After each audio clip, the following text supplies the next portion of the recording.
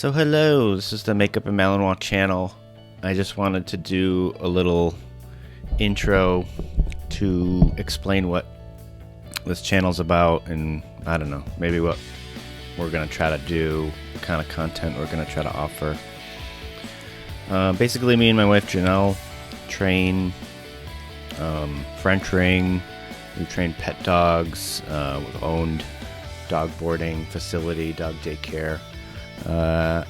And we just noticed that there's not a ton of dog sport specific teaching content out there. There's a lot of stuff that's just people showing what they can do or showing the sport, but not a ton of breaking it down, explaining what's going on, maybe why things are happening. We definitely love the sport and think there should be more free content out there. Make it more accessible. We really are just trying to get more people into the sport.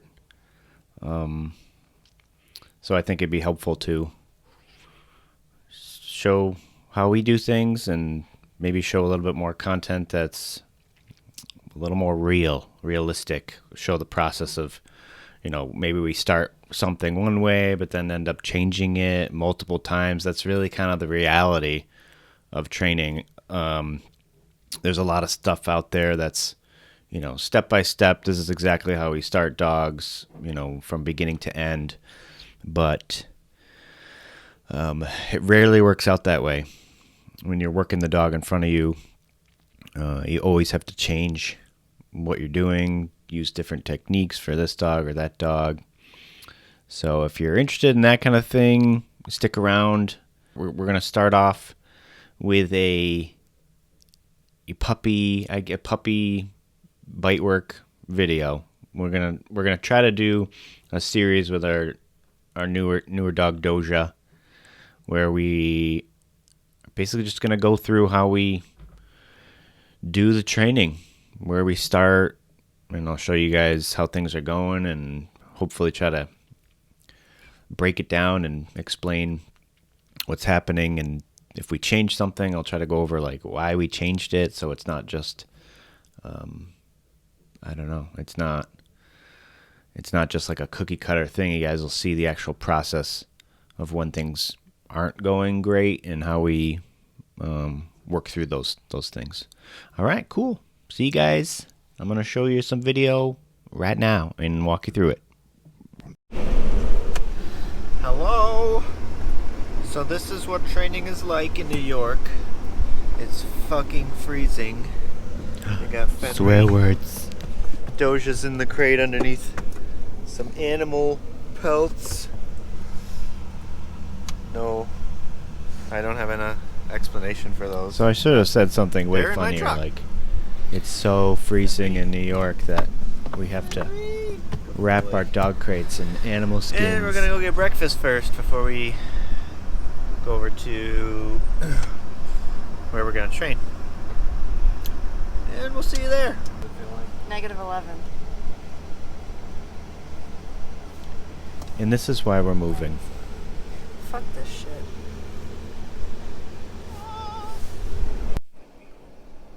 It was really sunny that day. It was one positive thing, was it was beautiful outside. But we cannot wait to get out of this freezing weather.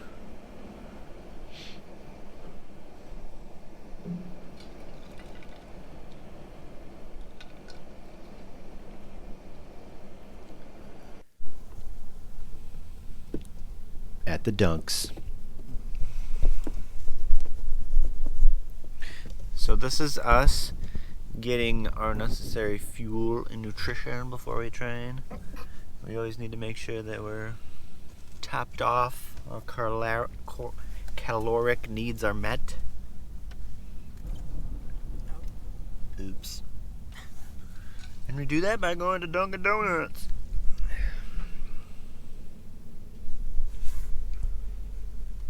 And listening to the police scanner.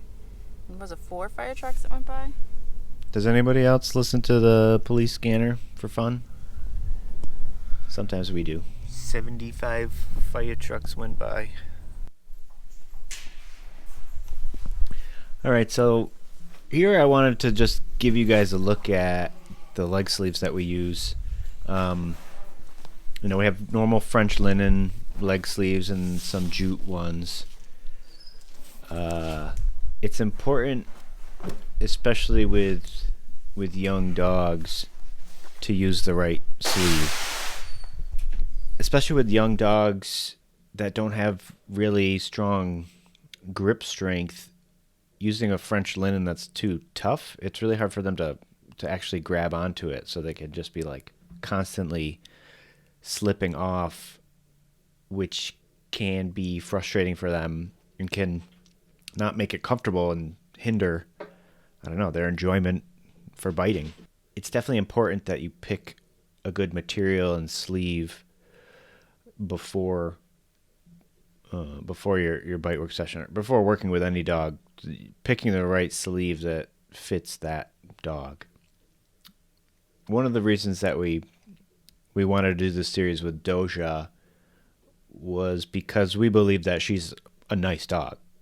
I didn't want to do this series with a dog that we didn't think was a nice dog, or that we were going to have like a ton of issues with.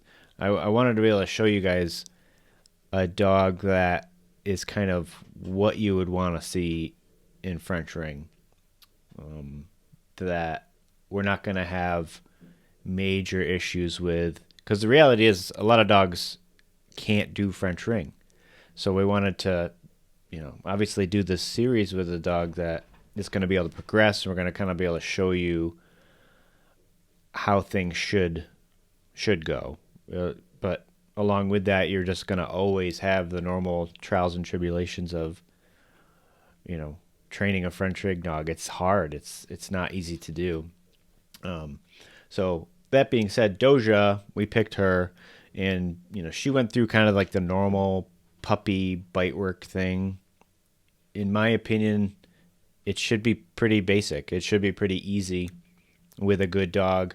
The puppy bite work is like, I'll chase a rag around, have fun, bite a couple different materials, bite in different environments, but it should all just be fun puppy bite work.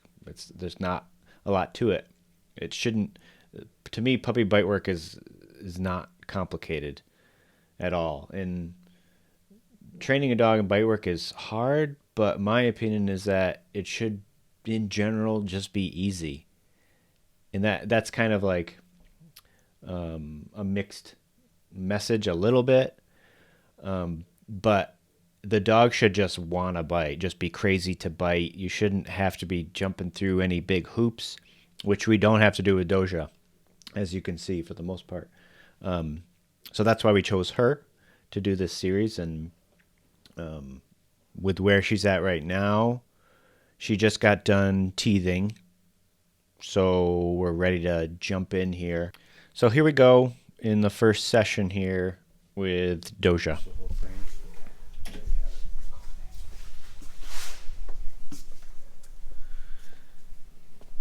So this is in our barn. We're just freezing our asses off. I don't know about that, but she looks cute.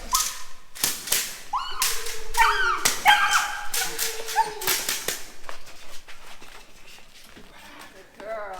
Okay, another thing I wanted to go over before we get going too far is equipment that we use. Basically, in where Doja is at right now, all we really need is a leash, a harness. I also like using agitation collars as well.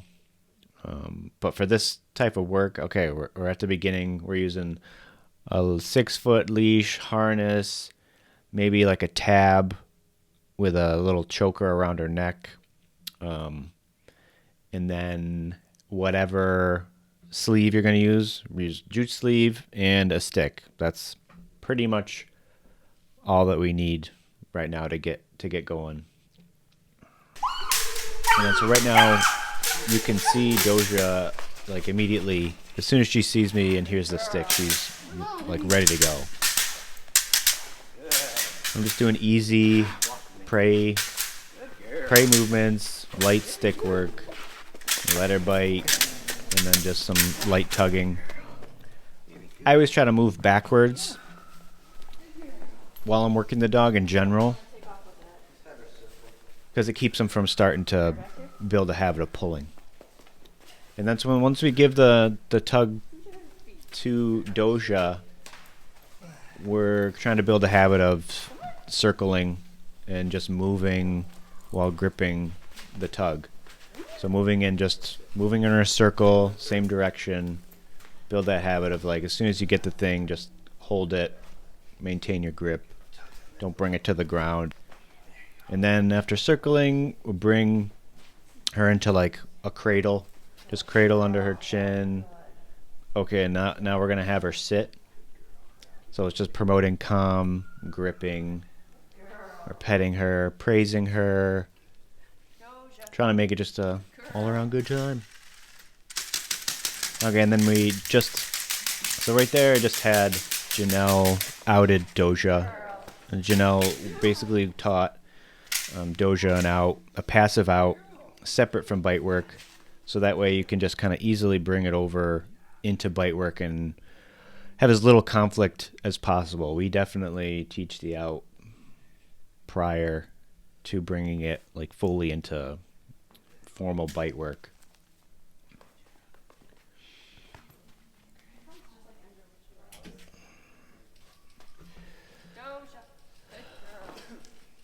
So then here we're just going from light stick work to doing little baby dragons, where Doja's just pulling towards the sleeve to get to the bite. We always try to maintain like a head out position. So which way I ever have the sleeve angled, we want to make sure that she's biting with her eyes pointing out, which I can try to explain more but later on, but you'll figure it out as you go. He's so strong. So easy out there already for her. Very good. She's able to out it and throw it to me. Good girl. So I'm going to stop here too, just preemptively. I want to explain. One thing that you just saw was Doja spinning. So once Janelle threw her the sleeves, she started spinning out of like frustration. That's something that we want to prevent. We want to not like reinforce that behavior, because it's a pain in the ass if you go to like release your dog and you're back tied, she's just like spinning. We don't want her to do that in French ring. We want the dog always to be like vigilant on the decoy. Further along in the session, you'll see, and I'll explain, like, we make some changes to what we're doing to prevent her from spinning. And this is part of like just training in general, and what I want to show more of in our videos is like things are constantly fluid. We're always changing something. That's why it's I don't like videos where it's like this is the steps that you do, or just showing like the kind of like finished product of things. You don't see all the drama in pain in between all that and all the changes that may occur that led up to, okay, wow, he's doing a face attack, or wow, he's guarding off leash. So this is one of those things that we end up changing, where we realized there's no point in telling her to attack and then basically having Janelle stand still with Doja back tied. She's pretty much beyond that. It was like we were just doing it because that's kind of what you do, but again, we got to realize what things are necessary and what aren't necessary. And when Doja was released and just out there at the end of the line, that's when she was spinning. But we decided to make the change and just be like, okay, she doesn't need to be out there at the end of the line doing this whole agitation thing.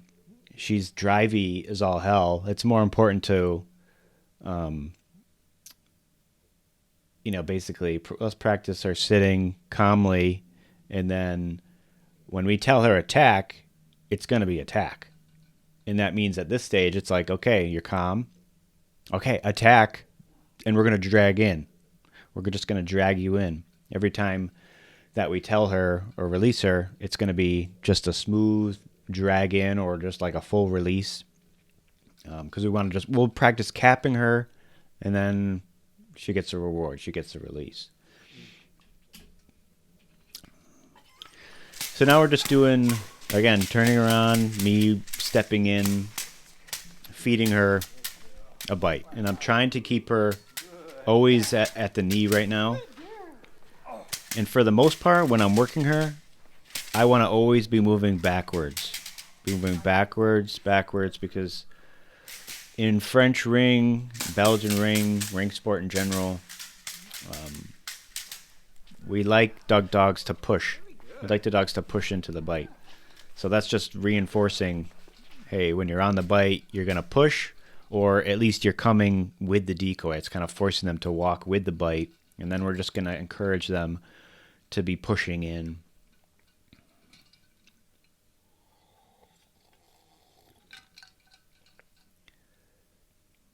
Nice out. Okay, and then we'll practice like this game here. We always want to be like inconsistent, especially around the out, because we don't want her getting pattern trained to outing. Because anytime there's like a pattern forming with the out, they start anticipating. Dogs are super good at anticipating when the out is coming, and we don't want them to do that. Because a lot of times they don't want to out, and if they start anticipating when the out is coming, it can bring conflict. So once she gets the sleeve like that, especially with the handler, I like to switch it up. And Janelle knows like not to do the same thing over and over again. So it's like sometimes we'll out her when she's sitting, sometimes we'll out her when she's in movement. Other times we'll be tugging with her, and then we'll just tell her to out it from there. Other times when she gets the sleeve, we may send her back to the decoy. We're just like constantly doing different things surrounding the out to make it very unpredictable.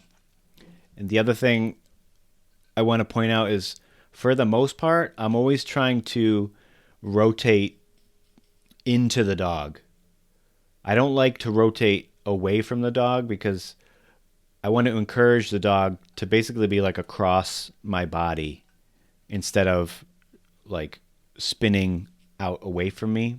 I want them to always kind of be spinning into me, because it promotes like a good spine, head and neck position.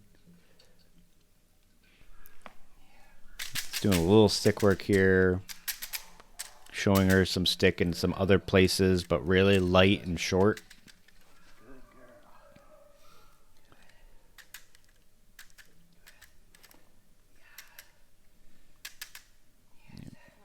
And here we're just, again, practicing like holding on to the sleeve, but trying to get her to sit.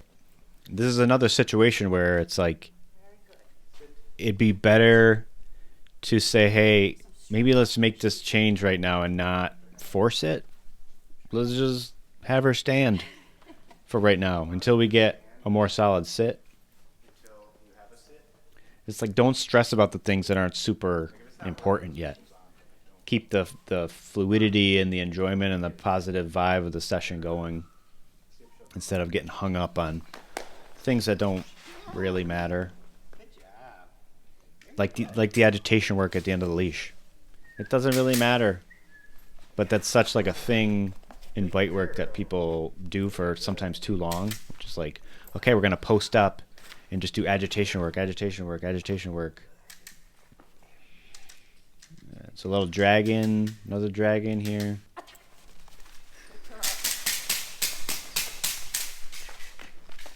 And then rotating into the dog, rotating into the dog.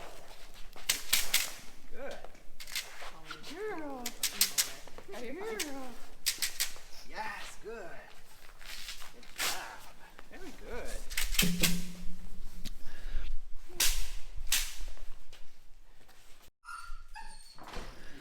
So here's the next day where we're doing indoor. And so what we're doing here is we wanted to switch it up a little bit where we're just doing, we're doing a little bit of environmental work. So we'll just grab like a tarp, something that's noisy and different under their feet.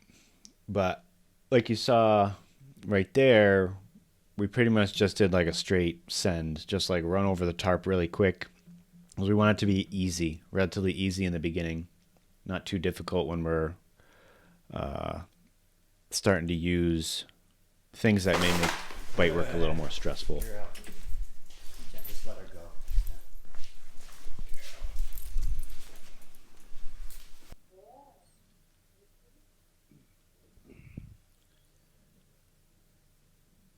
You know, we're making her sit, be calm for a second before we send her.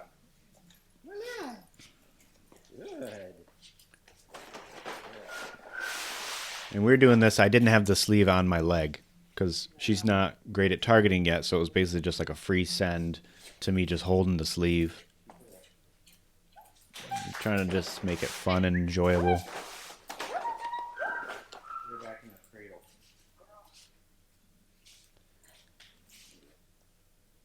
Good girl. Good job. Apparently the tarp is not an issue for her. Lots of praise. I like going up to the dog and praising them, getting them used to the decoy, interacting with the decoy. Again, maintaining calm a little bit before we send the dog.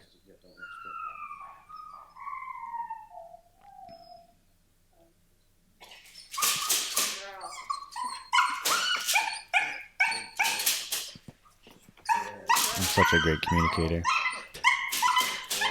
Wink.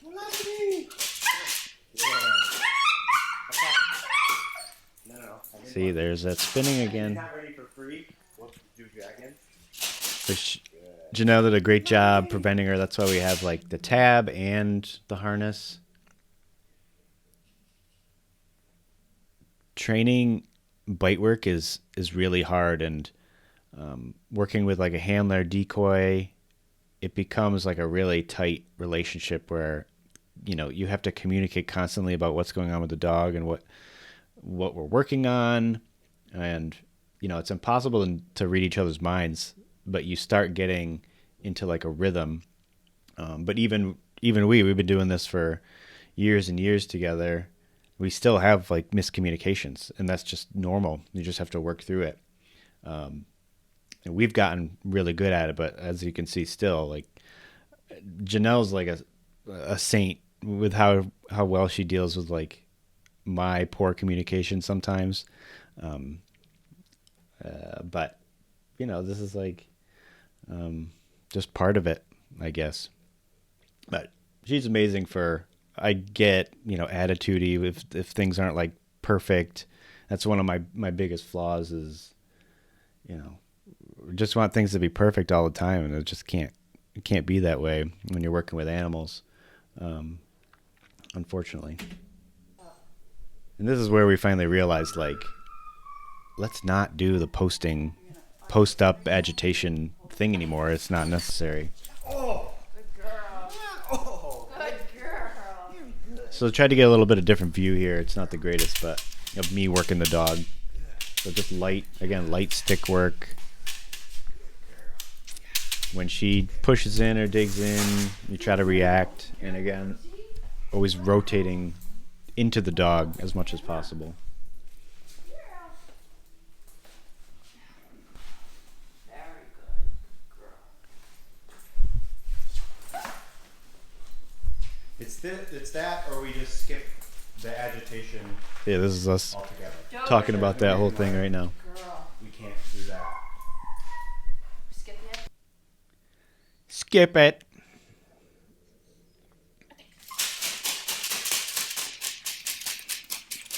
Good. Voila. Good girl.